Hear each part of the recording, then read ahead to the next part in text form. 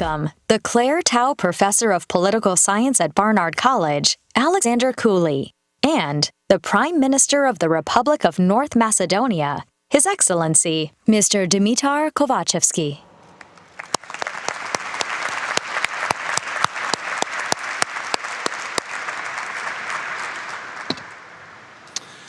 Good afternoon and welcome.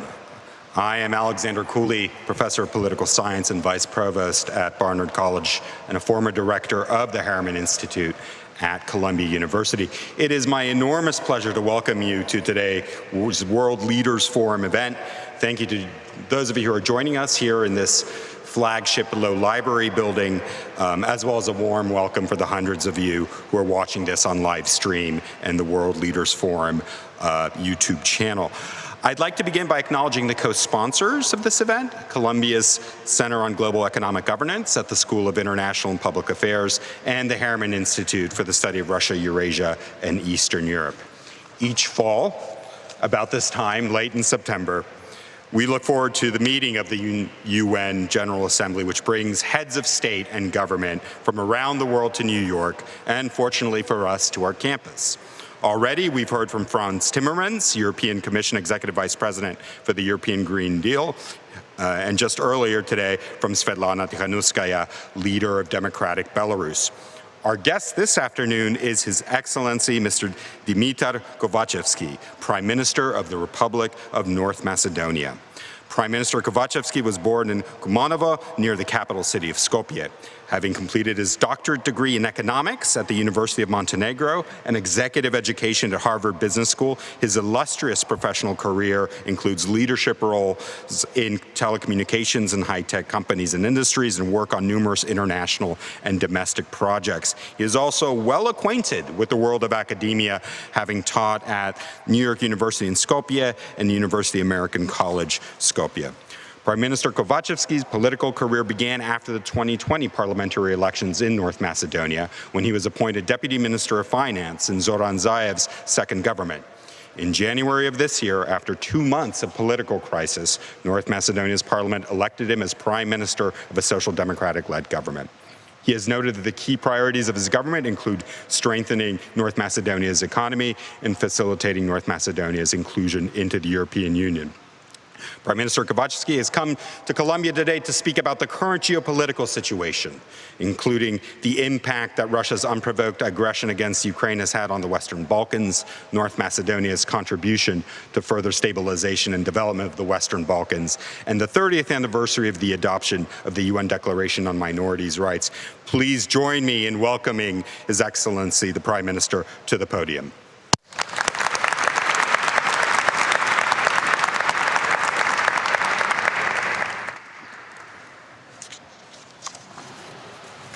So thank you very much for this opportunity to be guest at the Columbia University.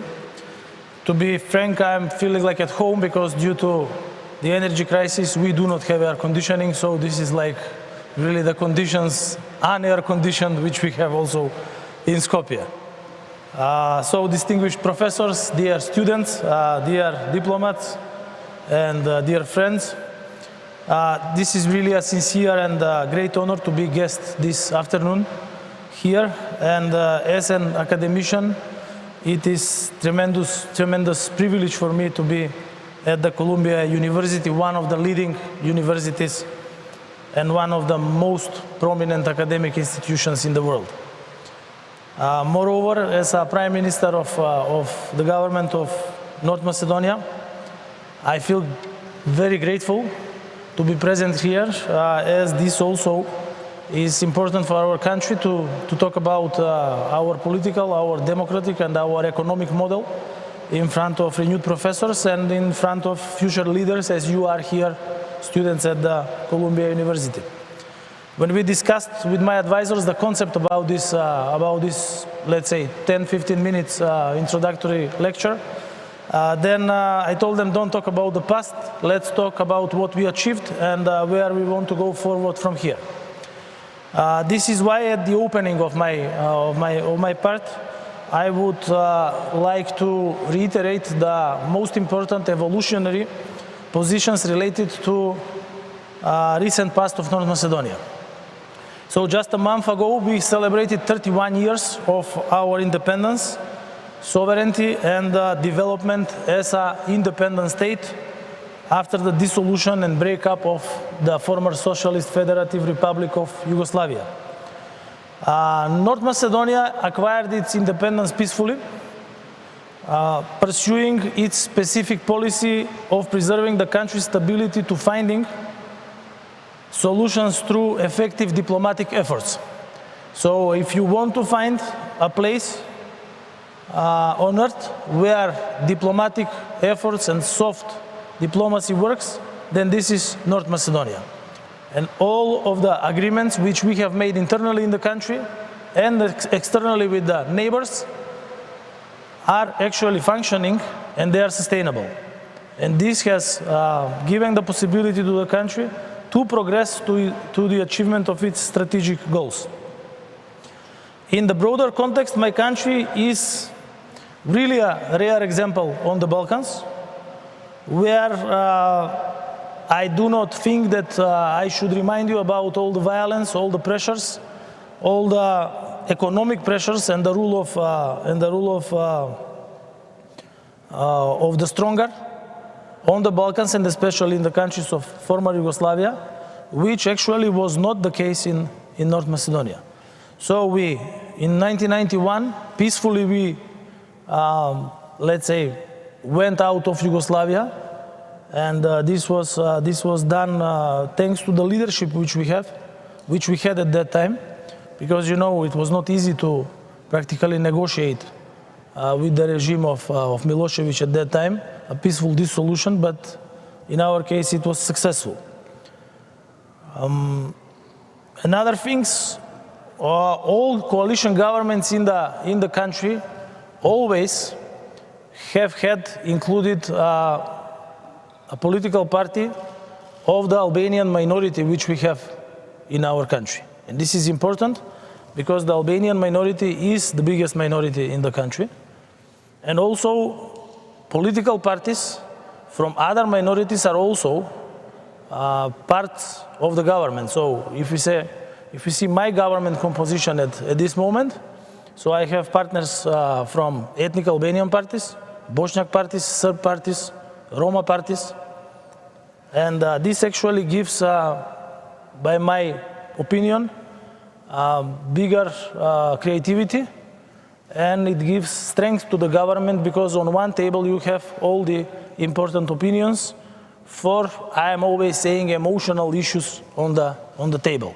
And then there is one motto which I always follow: the easiest way to manage is when you have all people with the same level of information. Then the conflicts are practically not existing.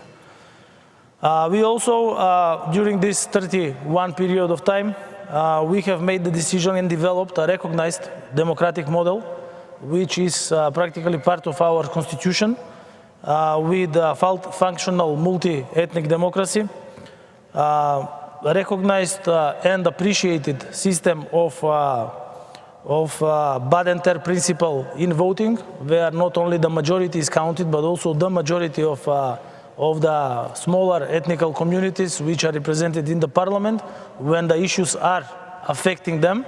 So then we are using the Badenter principle of majority in the parliament.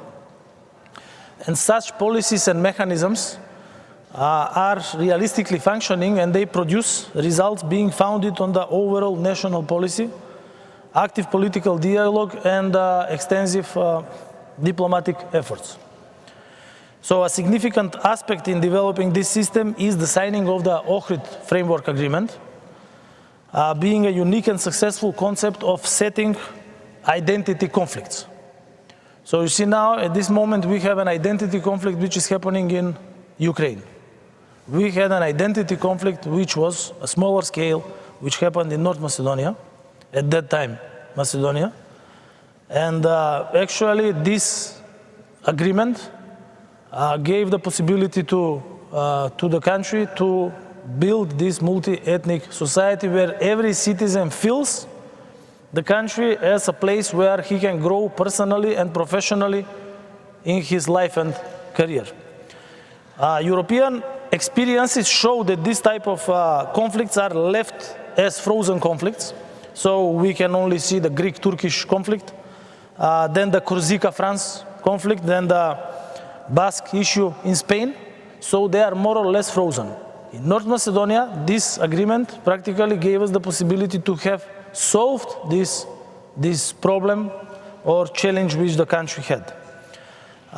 It should also be underlined that these successful agreements and treaties reached, 2 or 3 of them are ownership of North Macedonia. So not only the Ohrid Framework Agreement, but also the Prespa Agreement, and also the Treaty of Friendship with Bulgaria. So when you see the country, then there is one internal agreement and 2 external, or let's say neighborly agreements, which define the internal and the foreign policy of the country, and they are the basis for the achievement of the strategic goals. So with Greece, we managed to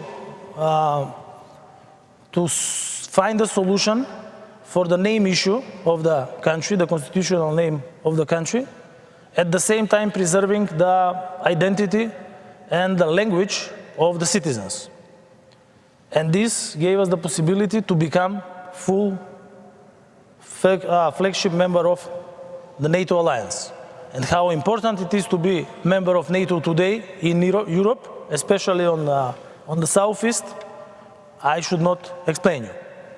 The second agreement with Bulgaria actually was again a very emotional, because usually I divide negotiations in 2 major types. One are rational and one are emotional. With the Greek negotiations, I was not directly part of them. Let's say the Greek side was more on a rational level negotiating, but we were negotiating on a more emotional level. But with the Bulgarian negotiations, which I was practically leading, the 2 parties had an emotional approach to the negotiations, and it was much harder to find the solution. Together with the help of the European Council, France, Germany, and the United States, which were always part of the facilitation of these processes, then we managed to find the right solution for the future. Related to the war in Ukraine, we consider this war as a threat to the democratic world, since the war is a classical example of resolving an identity conflict through violence and war, and not through a peaceful means. The Russian influence in the region would destabilize the well-functioning system in my country, but also systems of countries in the entire Balkans. We had a little bit of discussion with your professors, and actually the Russian influence has always been directed towards the Slavic countries, as there it's easier because of the language similarity, and because of historical engagements to have the influence. But the excellent thing is that after these important decisions which we made, after these successful arrangements which we have with our neighbors and internally, North Macedonia at this moment is the cornerstone of the stability on the Balkans.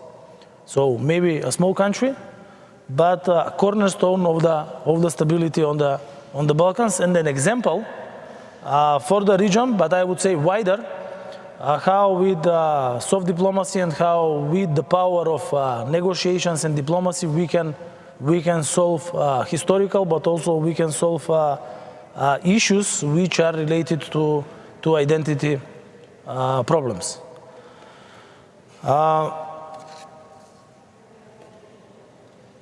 Related to the economy of the country, you have to be aware that all the countries part of Yugoslavia are countries of discontinuity, Because if you take the American economy, if you take the, let's say, French economy, the German economy had a discontinuity in 1943, 1940, actually 1944, before the end of the war. The other economies are economies of continuity. We are of discontinuity because at 1990 we had to change the economic system. So changing the political system from socialism to capitalism actually provoked a change of the economic system. Because if you have studies in these systems and they were the self-governance and every worker owned the factory and so on, so actually we had to change to private ownership.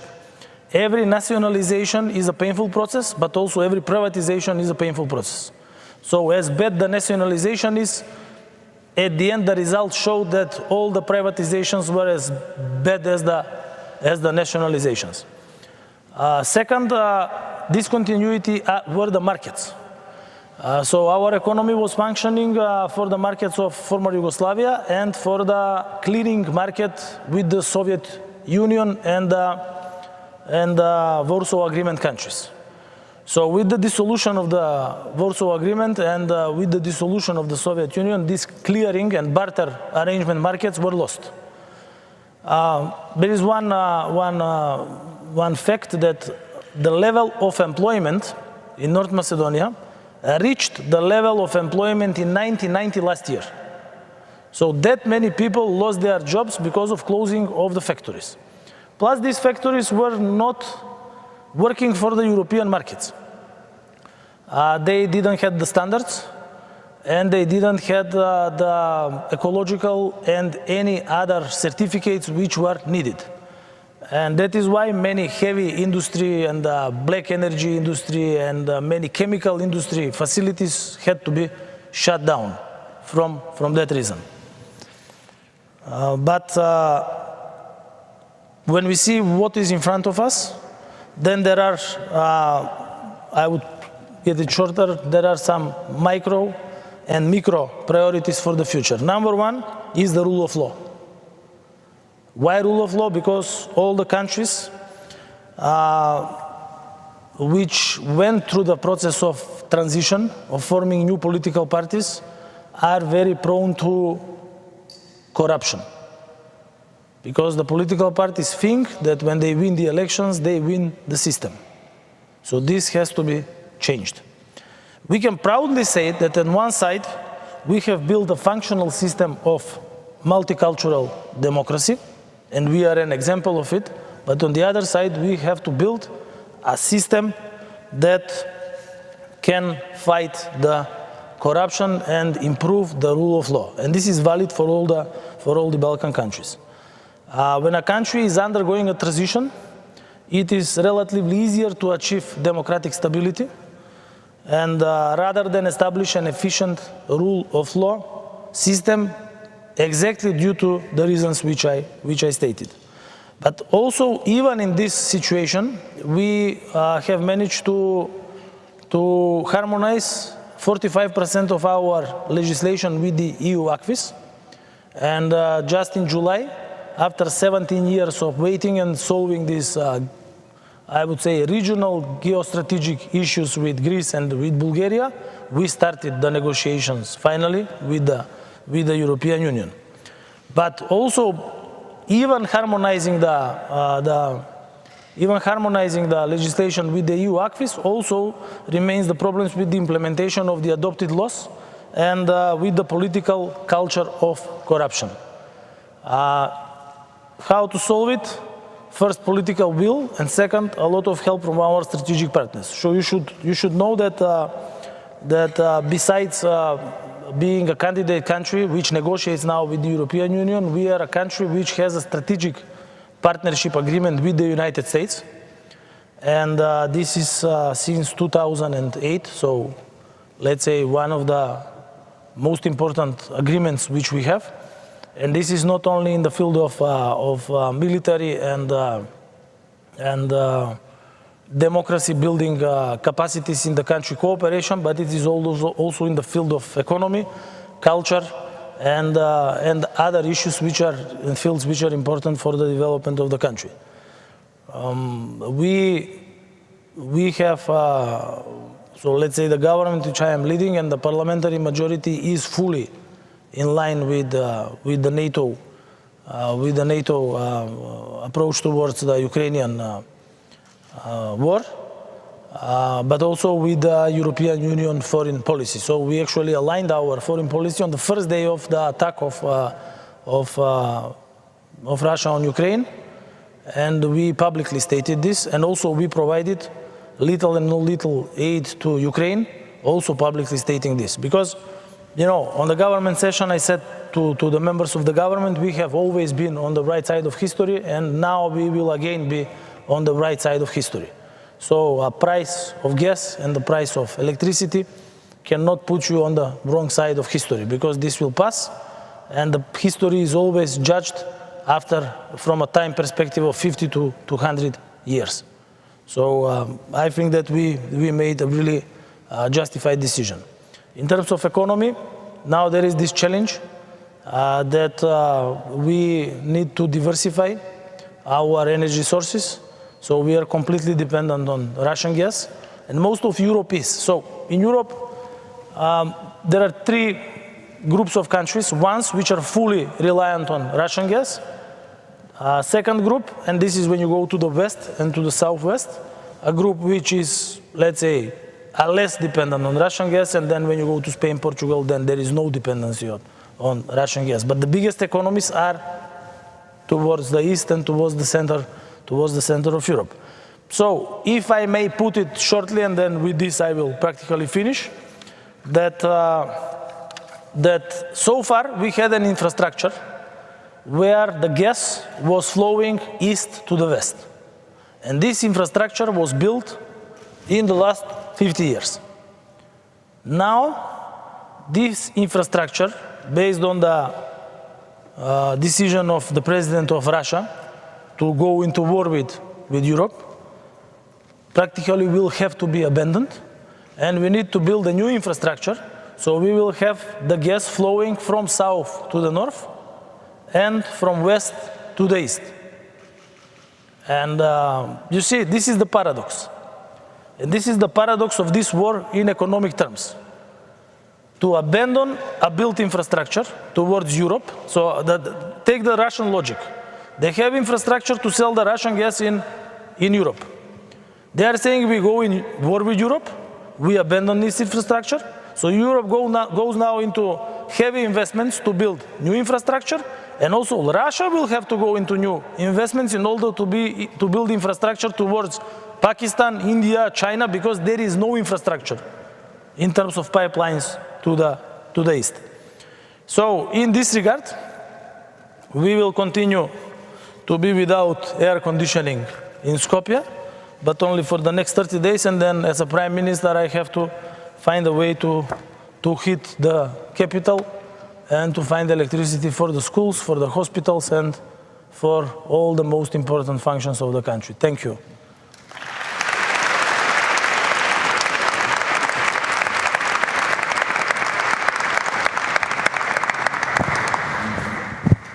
Thank you, Prime Minister, very much indeed for those detailed and sweeping comments. And you mentioned your personal decisions and reactions to Russia's invasion of Ukraine. How do you view the last few months? How has Russian aggression affected the regional politics in the Western Balkans? Now, you mentioned you were willing to adopt sanctions aligning yourself with EU policy. Russia has designated you an unfriendly country.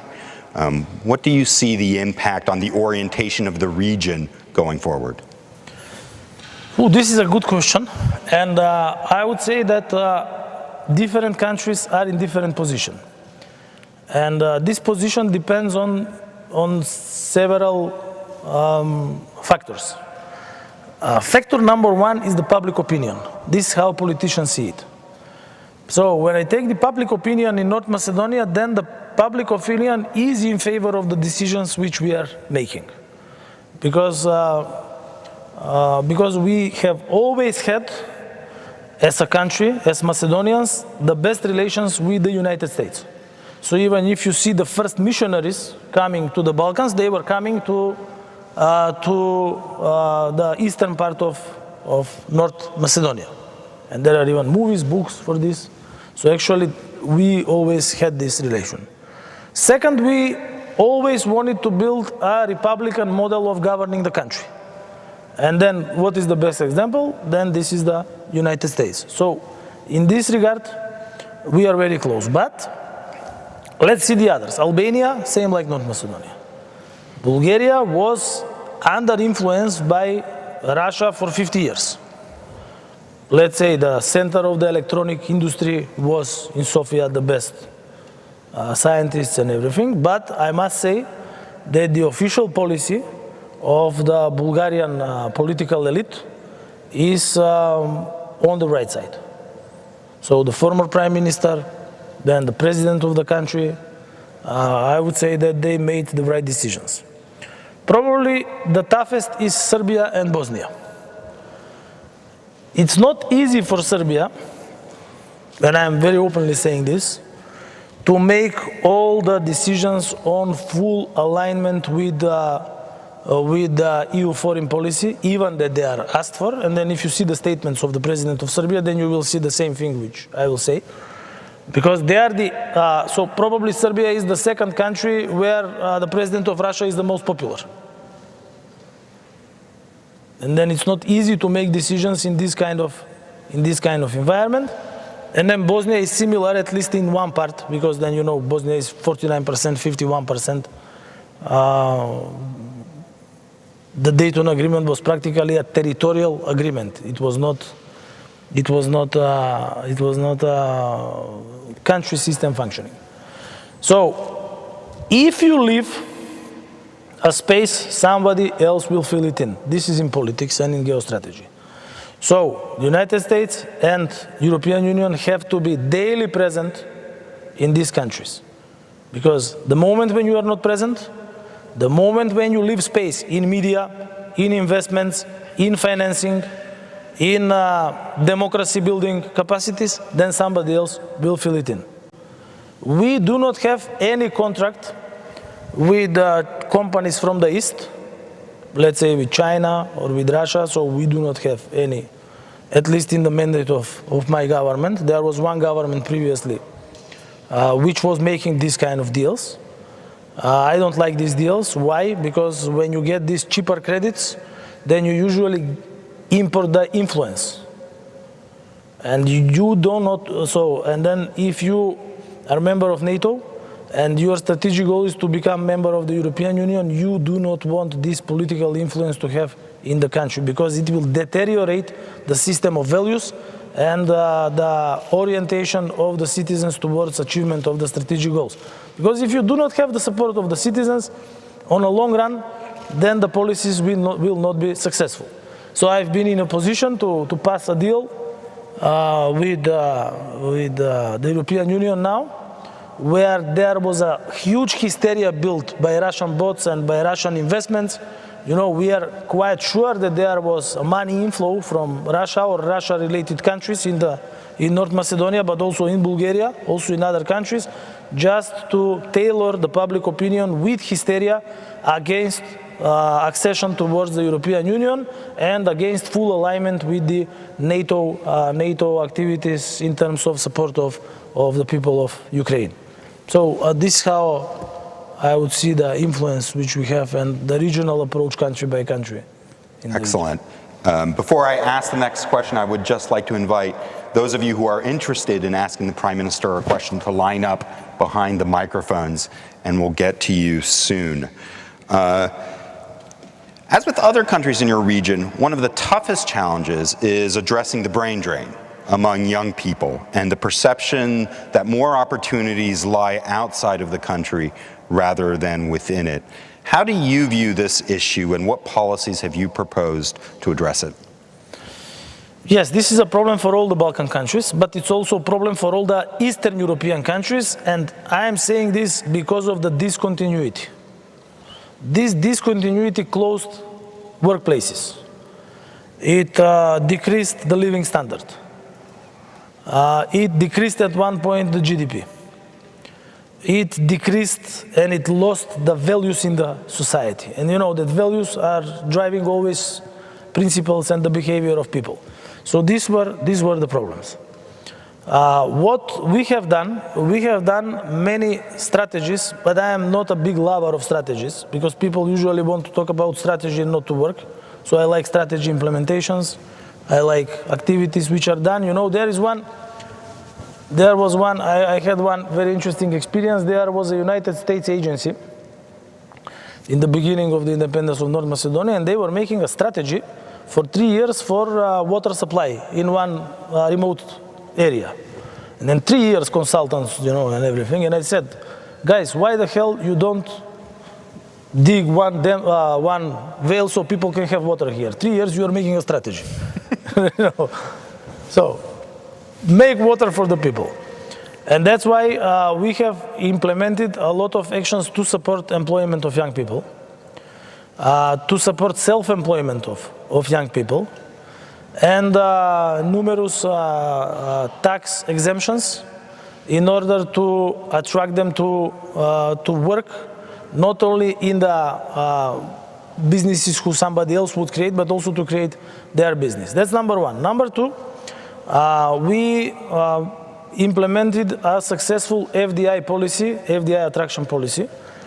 So at this moment we have, let's say, more than 60,000 workplaces out of 600,000 which are created by foreign companies, and these are blue chip corporations, and they are in the country. Also, due to the lower level of salaries in the country, which is normal in Eastern Europe, a lot of software programming companies are coming in the country. So now my vision has always been, you know, with 1.8 million people, with 200 kilometers of diameter in the country, you cannot be the biggest exporter of energy, you cannot be the biggest exporter of food, but you can be the biggest exporter, let's say, of software, artificial intelligence, and so on. And I am the most happy. I was this June when I saw the enrollment on the universities. The universities in IT and programming enrolled alone more students than all the universities together, all the other faculties together. So this means that there is a natural push on the market to demand these IT professionals, but also this gives the possibility, when you have more, to have new companies which are coming in the country. Another thing is, I don't know if you have heard about the initiative Open Balkan. Open Balkan is an organic initiative of Serbia, Albania, and North Macedonia. And it is not a political alliance, but it is economic alliance, and it is actually, in essence, built on the 4 freedoms of Europe. So free movement of goods, capital, services, and people. Because when you see Europe, if you go out of Serbia on Horgosh towards Hungary, then you don't have borders up to Scandinavia. If you go at Šid in Croatia, then you don't have borders up to Portugal. If you go south, on every 100 kilometers you have border between Serbia and North Macedonia. And this is torture for the people, torture for the economy, for the transporters and logistics. And then if you dig inside, then you see that on these borders are passing goods between these 3 countries which have 0 custom rates. So 0. So you have border in order to check something which has 0 import or export custom. So what are these borders creating? Only corruption. Nothing else. And that's why I am a proponent of Balkan without borders. This is a stupidity which we do not need. This is idiotic thing which we have.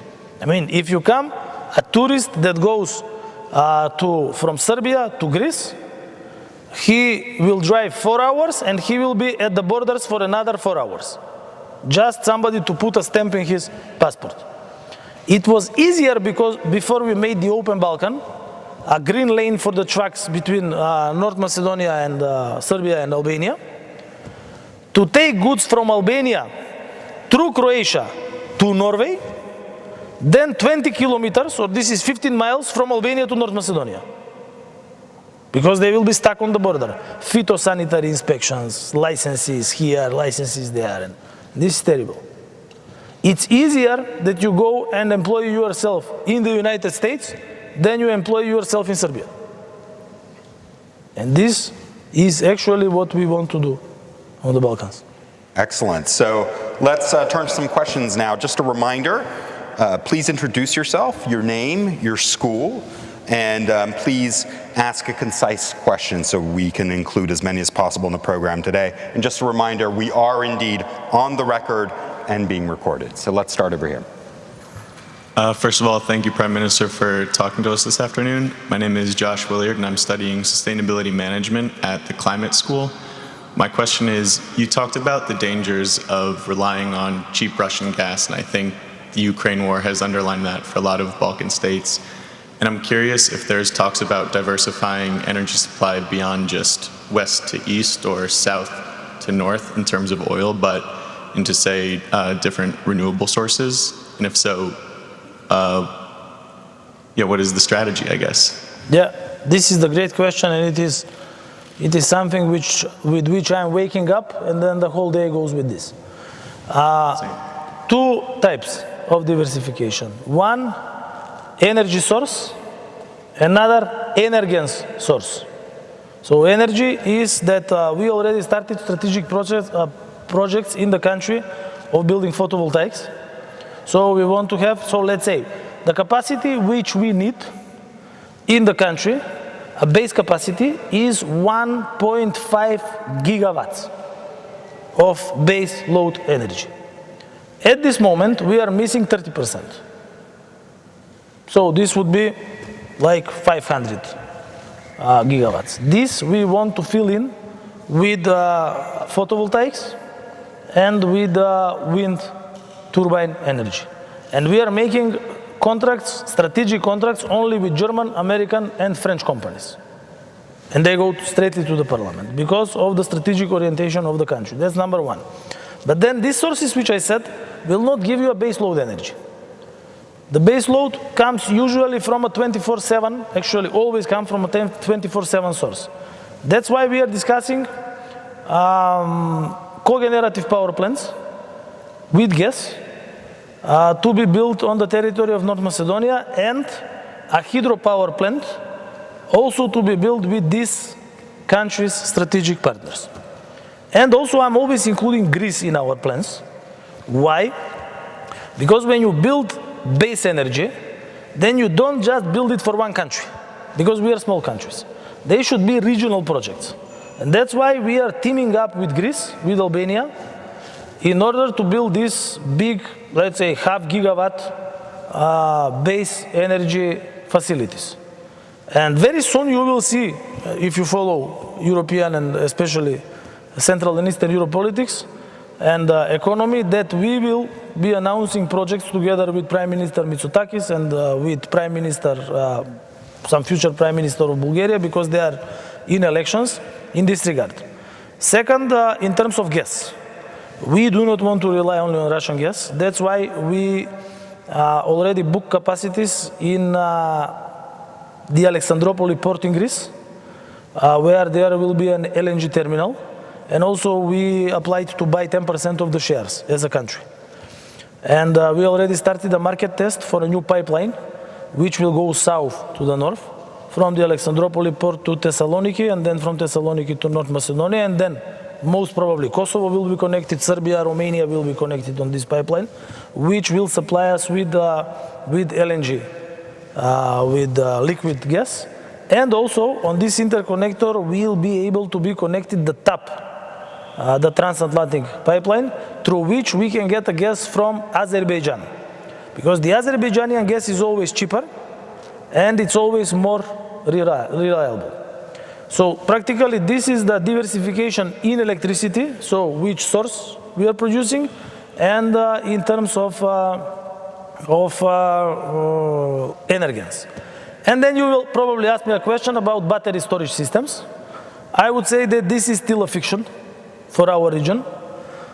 Then there is one problem. I would not rely too much on China, because China now is in a problem with the semiconductor. I have worked in the semiconductor industry, and I have worked in the energy industry, and also worked in the medical industry. So I changed like 3 industries during my professional career, which is 23 years. And the problem now will be in China with the semiconductor. And you will see how Huawei will run into problems and other producers. And the problem with the battery storage systems is that there is a lot of active equipment which relies on semiconductors, especially the software which is running the whole system. And this Europe is still not at the level of the Chinese companies. That's, I'm saying now, the base energy should come from water and from gas, and then second phase to come from battery storage is when we'll build capacity to build them in Europe. Yeah. Thank you. Great answer. Thank you. Yes, please. Hi, I'm Martin Ristovski. I'm from North Macedonia myself, and I'm an undergraduate student here at Columbia College.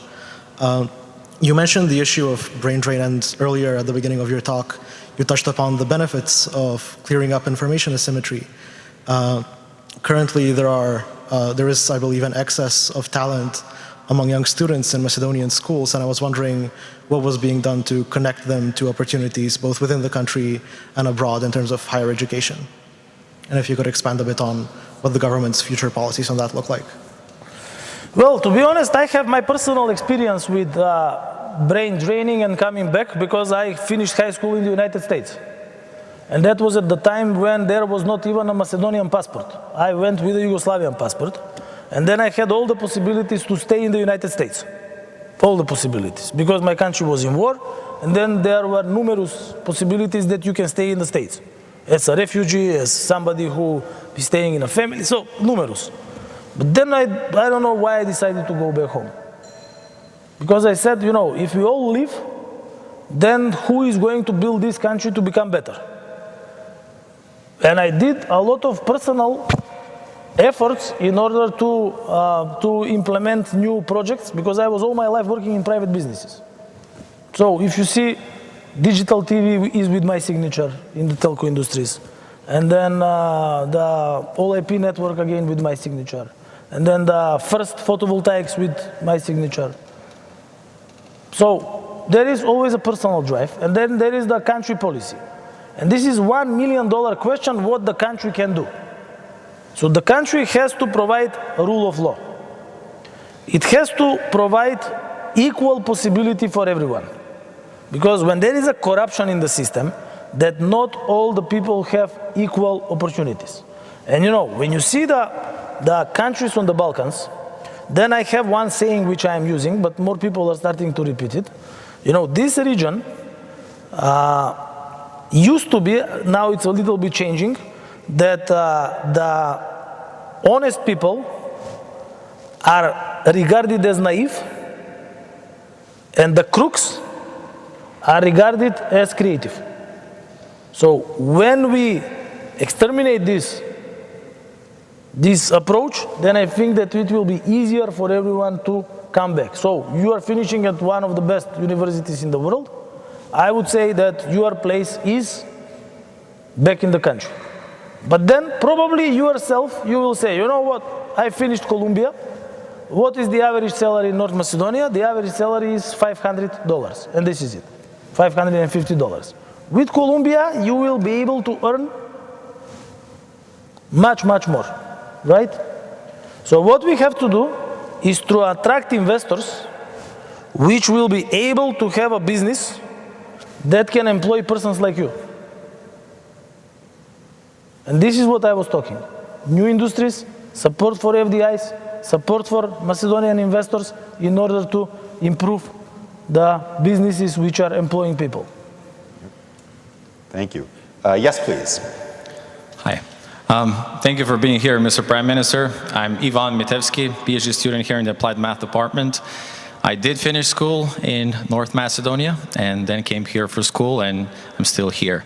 I was going to have a question about brain drain because 20 to 25% of my high school class is outside of Macedonia. One of the best students that were in the class are pretty much outside, and no one has any intention to go back. But I'm going to ask a more specific question related to the bureaucracy in Macedonia. When I go back and I have to renew my passport or my personal identification card, the bureaucracy is huge. It's like, you see, it's a drag to the system. So I just wonder, do you have any strategy or what kind of policies you're implementing to reduce that bureaucracy? I think it'll be better for businesses and people in general, and maybe even reduce corruption. Thank you. There is one word for this: digitalization. Digitalization is the keyword. In the country, the level of digitalization is very low. And this is valid for all the countries. Why? Because we have to build everything from scratches. You know, you are saying bureaucracy. This is the public administration. The problem is that we didn't inherit any public administration in 1991. We had to build it from scratches. Here at this university, the public administration, the first public administrator here, who works in the administration, was employed in which year? When was this university created? A while ago. So a while ago. Catch you on the exact Where year. you take your passport was Over created 200. in 1991. The passport was since 1992, I guess. So whether we work on digitalization, yes. Whom we work together? Mainly with Switzerland, United States, and with the European Union, dominantly. When you implement digitalization, then you decrease human contact. When human contact is decreased, immediately corruption is decreased. Because the low-level corruption is done on exactly this type of counters where you are taking your passport when you go back home. So digitalization is the keyword. I cannot finish it alone because the mandate is not unlimited, but then we are making all the necessary strategies that every other government will continue the implementation of digitalization. And I will only give you one example.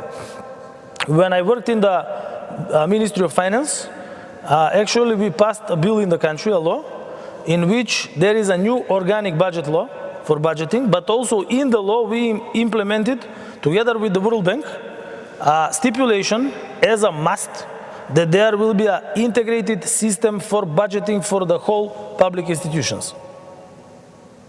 SAP alike. So whether SLP will like to build it, I don't know. It's a part of public tendering procedure. But at the end, there will be an ERP for the first time after 30 years, which will enable one-place budgeting for all the administration in the country. And this is the beginning. Because when you have the core machine, then you can plug in, like if somebody speaks German here, like in a Steckerleister, all the other softwares which will easier the life of people like you when you come back home. Yep. Thank you. Yes, next question.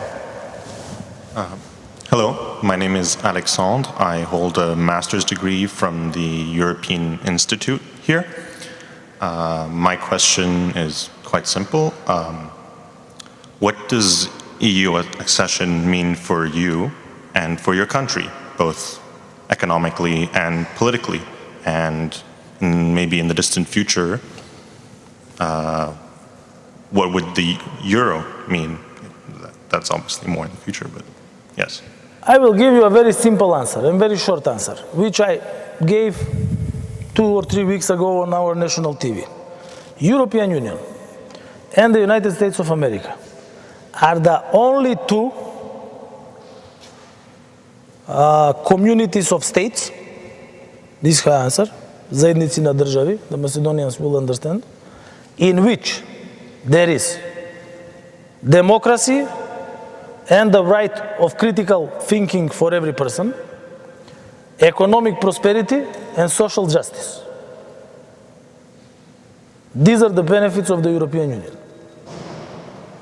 And the answer to the previous 2 questions, because I knew that this question will come, the answer to the brain drain is this. When we will make a country of democracy and the right of critical thinking, of economic prosperity and of social justice, then people will start to come in the region. Otherwise, people will go out of the region. Because Bulgaria is a member of the European Union, but still you have a Bulgarian professor here. Romania is member of the European Union. Poland is member of the European Union. Let's see the numbers of the brain drain. I don't think they are any different than North Macedonia or Serbia or Albania. Any different. they are quite the same. Why? Because the level of economic prosperity has still not been reached. And we have to reach it. How do we reach it? The economies were growing 2% year over year. With this, we will never reach it. Our economies have to grow 6% year over year in order to reach this level. That's the answer. How you grow economy 6%? Then you have to include businesses and infrastructure projects which are growing 6% year over year. This is the name of the game. The GDP is simple subtraction of everything what was produced in the country. If you are producing a product with a margin of 1%, your economy cannot grow 6%, unfortunately. So we have to start to build iPhones and Volkswagens and everything in order to grow the country. Yeah. Please. Good afternoon, Mr. Prime Minister. Thank you very much for speaking with us. My name is Leonard Moxley. I'm studying energy and environment at SEPA, and I wanted to ask, what is North Macedonia doing to attract foreign investment, and specifically in terms of environmental, social governance, so environmental, renewable energy, those kinds of things? What is North Macedonia doing to attract, invest in renewable energy and those resources? Yeah. So there are two types of FDI attraction. One is in the let's say traditional industries, the automotive mainly, then the software, and we have one model of free technological industrial zones. So a standard one, tax holiday, support for investors for training of employees and so on. So actually, if there are economies here, there is this famous hourly tariff. Practically, we are competing with Romania, with Serbia, with Bulgaria, who can produce, actually who can offer conditions that the hour of production work is cheaper in the country than in the neighborhood. So this is. But now what I am noticing, that when you build the basic industry, so in terms of automotive, then there are more and more, let's say, highly skilled employees. So now, if you see the new BMW, this new BMW comes with this gear shift with Swarovski crystal. You probably have seen how it looks like. This Swarovski crystal is made in North Macedonia. And I know what is the production price and what is the sales price. You cannot imagine the margin. It's the highest margin I have seen in my life, you know. It's in 1,000,000%. But the thing is that it is made there. In 1990, this was not possible, but now it is possible. For the renewable, we introduced a model where we made a public announcement that we offered on a public land investors to come and to build wind power plant, photovoltaic power plants, then cogenerative plant. I'm talking plant, not in plural, and hydro dam. And then when you go to my introduction and to one of the previous questions, because we want to build the base energy with the late two, and we want to be the renewable, the peak power, with the first two. And we already have 4 investors which have already applied. Number 1, German VPD, huge consortium in wind. Number 2, Acuo France, huge consortium in agrivoltaic.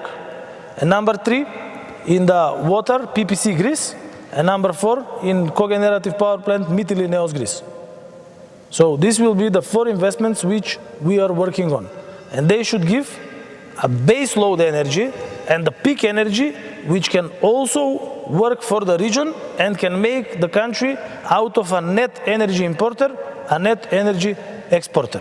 So let's say this is my vision, how I see the energy structure of the country within the next 10 years. Thanks very much for that. Thank you. Next question here.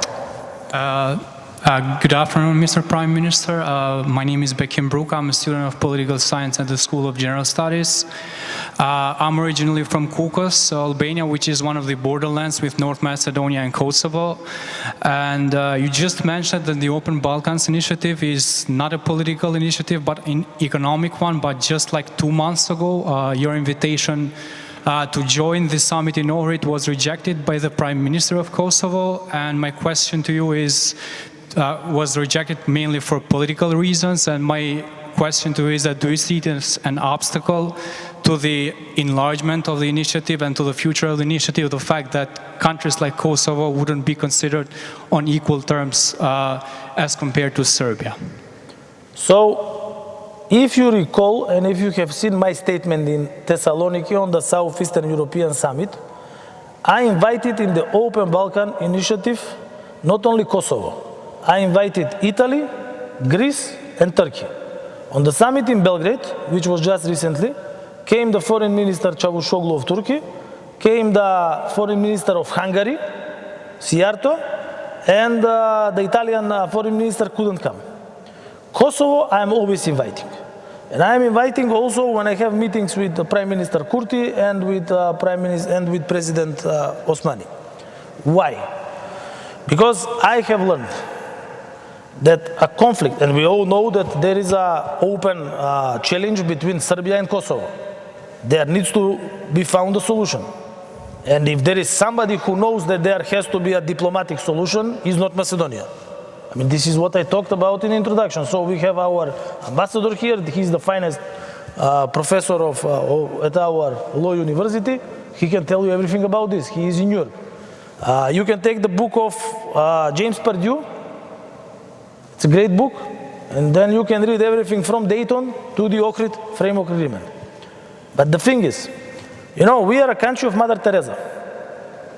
And Mother Teresa, I was recently reading a book which was done by one of her missionaries, which was going with her together in India and in the other countries. And there is this very important statement. A family that dines together stays together. So we have to sit at the same table. Because if we don't sit on the same table, we do not communicate.